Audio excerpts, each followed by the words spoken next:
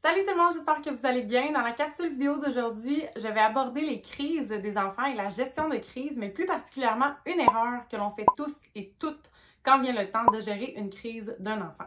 Je m'appelle Priscilla Brodeur-Léonard, je suis éducatrice à l'enfance et c'est pour cette raison que je me permets de vous parler de ce sujet.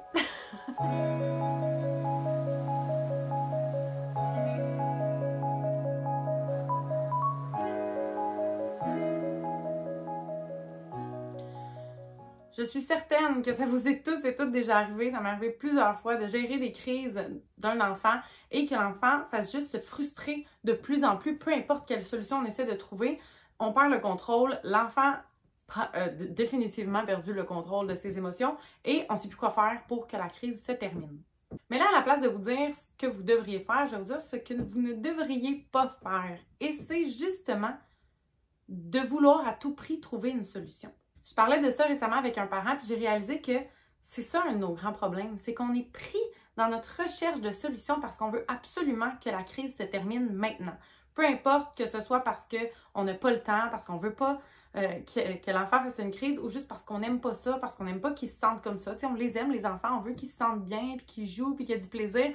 On veut pas que toute leur vie soit un grand drame pour des petits événements qui n'ont pas vraiment d'importance.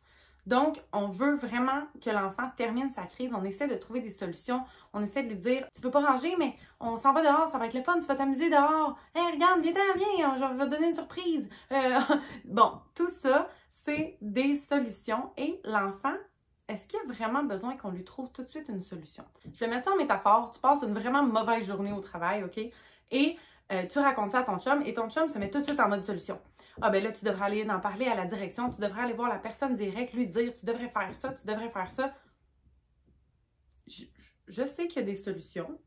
J'ai juste envie de chialer. J'ai juste envie de dire que je suis donc pas contente de la situation. J'ai besoin juste qu'on m'écoute. J'ai pas besoin qu'on me trouve tout de suite des solutions. C'est exactement ça. Ou c'est comme si tu vis une peine d'amour et que je te dis tout de suite « Ah ben non, c'est pas grave, là, il y a plein d'autres poissons dans l'océan, puis le temps va arranger les choses, puis t'inquiète pas, tu vas trouver quelqu'un d'autre, dans une couple d'années, là, ça va être donc bien mieux, puis tu vas te sentir mieux. » Oui, mais en ce moment, tu as besoin de vivre tes émotions, puis c'est exactement ça. Puis j'en ai parlé plusieurs fois d'accueillir l'émotion de l'enfant, mais il faut tellement se le rappeler souvent. Parce que justement, l'enfant qui vit une frustration, même si pour nous, c'est une frustration ridicule parce qu'il a juste besoin de ranger ses jeux, puis qu'on s'en va dehors, puis qu'il va se faire du fun dehors. Je sais qu'il va se faire du fun dehors. Il sait qu'il va se faire du fun dehors. Pourquoi qu'il fait une crise? Parce qu'il vit dans le moment présent. En ce moment, il est fâché, puis il a juste besoin qu'on l'accueille, puis qu'on lui dise « Je comprends que tu es fâché, je comprends que tu aimais vraiment ça jouer. Je comprends vraiment que tu trouves ça plate. » Je suis désolée, c'est vraiment l'heure d'y aller. T'sais. Juste d'accueillir, de sentir qu'il est écouté, on en a tous besoin en tant qu'être humain, on en a besoin en tant qu'adulte. Pourquoi les enfants n'en auraient pas besoin eux aussi? De ressentir qu'ils sont compris, qu'ils sont vus et qu'ils sont entendus dans leurs émotions parce que ce qu'ils vivent à longueur de journée, c'est être entouré d'adultes qui nient leurs émotions. Parce que c'est vrai que pour nous, c'est ridicule leurs problèmes.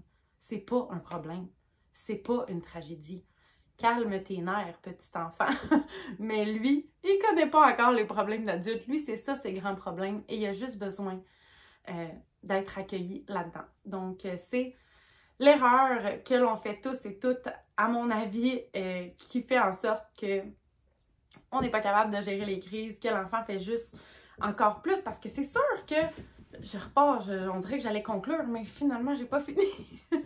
C'est sûr que si tu essaies d'exprimer une frustration à quelqu'un qui nie complètement ta frustration, qui est juste, ben là, arrête d'être frustré, il y a plein de solutions. Tu veux juste lui montrer, lui expliquer pourquoi tu es fâché. Tu vas essayer de te débattre, de le convaincre, de lui montrer, de lui expliquer pourquoi tu es fâché jusqu'à temps qu'il comprenne. Puis après ça, on va y aller pour la recherche de solutions. J'en suis maintenant à ma vraie conclusion. Voici l'erreur que je crois que l'on fait tous et toutes trop souvent.